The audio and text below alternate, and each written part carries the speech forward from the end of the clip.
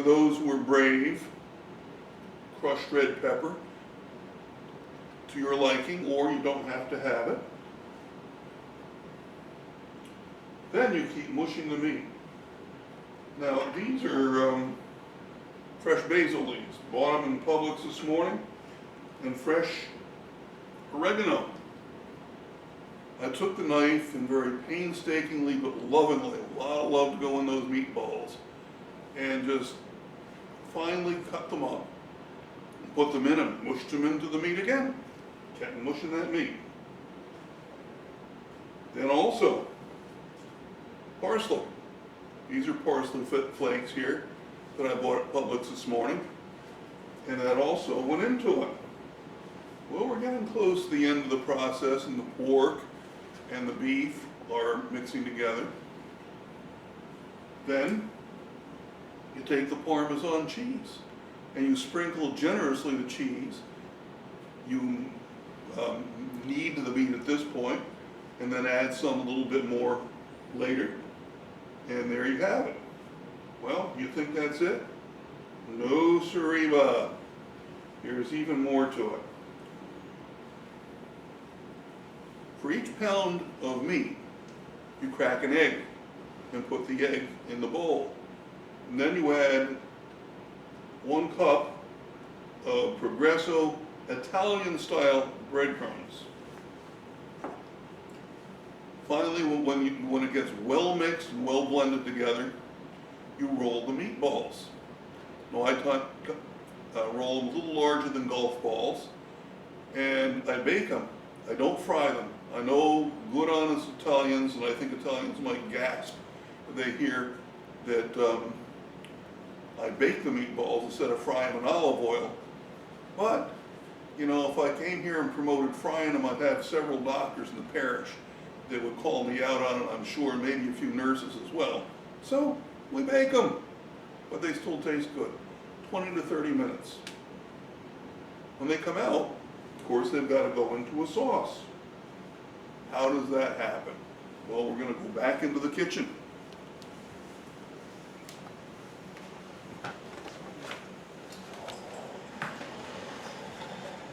And while the meatballs are in the oven, I start with the sauce. This is it right here, the finished product. But how do we get to it? Can you get to it and see it, Ben? Yes. Okay, you can see it simmering, it's bubbling up there. They say yum yum, eat them up. The first thing I do when I make marinara sauce is I put olive oil in the bottom of the pan. I have watched people, and I've gasped when I watch them do it, put sugar in the sauce. That's like promoting diabetes. So what I do, I learned this trick from a guy who was a chef in an Italian restaurant. You take the shredded carrots. Now I could have shredded them more, but carrots are naturally sweet. And so you can shred them up or keep them as is shredded. And on top of the olive oil is the first thing you throw in. Now, I've got red pepper, and I dice up red pepper, green pepper, and red onion.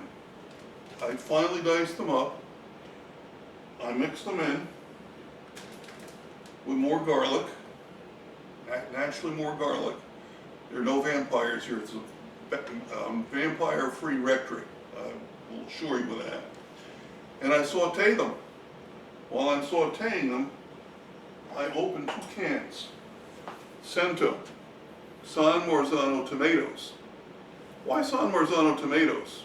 Well, one of the secrets to Neapolitan cooking is this. Naples is close to the San Marzano Valley, which has the volcanic ash from Mount Vesuvius. And so it gives the tomatoes a very distinct flavor that is unlike other tomatoes. And so you have that. Of course, you have to, if the tomatoes are whole, you have to squeeze them and, for lack of a better word, mush them. And then add because I'm going to add some water. There's some residue of sauce in the tomato cans, excuse me, that I'm certainly not going to waste, but I don't want watered down sauce, so what do? The Cure. 2 cans of Cento tomato paste.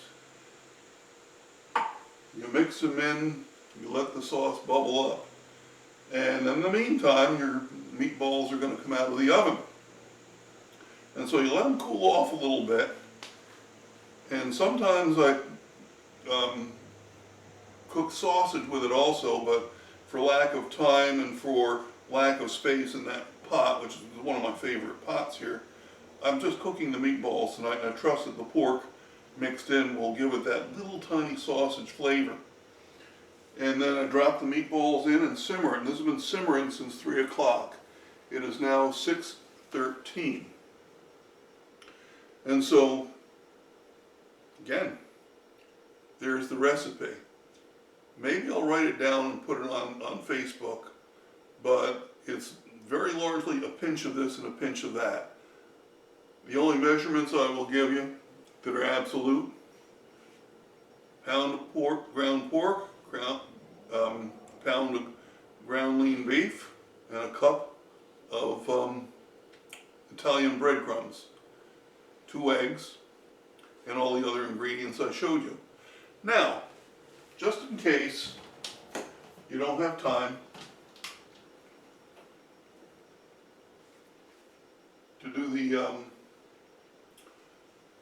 the fresh basil or the fresh oregano, you can always get basil and oregano in these spice containers from McCormick, and they're also very, very good.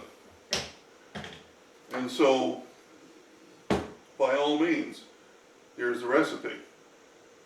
Now, while we're talking, one of the things I've got news today that Sister Pauline called and let me know that Sister Justine has tested positive for COVID-19, and she's in her 90s, so I just asked all of our parishioners to pray for them, to pray for Sister Therese, who's in Indiana, and to pray for Sister Pauline, Rebecca, and Justine, who are in St. Louis, because they've been very kind and good to our parish, contributed an awful lot, and made that school happen. And so many a child has gone through that school, many parishioners have been educated by these sisters. And so now it's our turn to pray for them and ask God to take care of them. Now, I have a small crew of people here. It's under 10, and I guess I should have an evaluation sheet, but I don't. But at any rate, we got the meatballs, we got the sauce.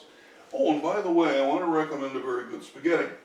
Joe and Rita Hinkles came by the office one day and left this kind of spaghetti. Barilla veggie spaghetti. Now there's other veggie spaghettis out there, but this is particularly good. It is very good. It comes highly recommended by yours truly, me. And so when I'm not preparing homilies, when I'm not practicing music, I'm doing something like this. And so next time we get back to having a parish dinner, I'll bring you some meatballs and sauce and spaghetti, and I'm sure as many of you are very good cooks as well, because having gone to our dinners, I've tasted some pretty good dinners over at St. John's. I can attest that the cooking is most excellent. So thank you for spending some time with me today, and thank you for visiting me today in my kitchen, in my dining room. And so now you can call Vince Consolini and tell him the secret's out. His turn to show. God bless all of you.